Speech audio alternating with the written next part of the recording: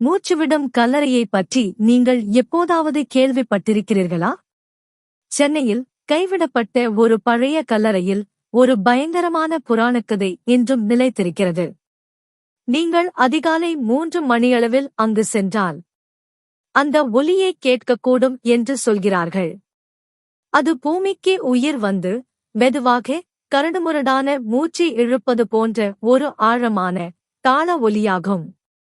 அது உங்கள் எலும்புகளையே உறைய வைக்கும் ஒரு ஒலி.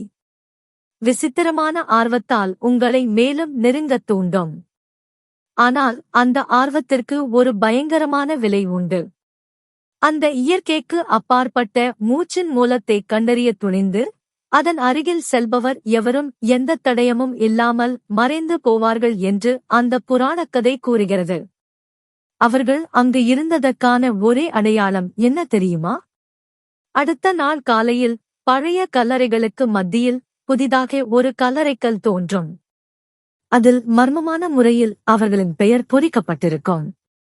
ஆகவே நள்ளிரவில் நீங்கள் எப்போதாவது அந்த கல்லறைக்கு அருகில் இருந்து பூமி மூச்சுவிடும் சத்தத்தை கேட்டால் ஓடிவிடுங்கள்.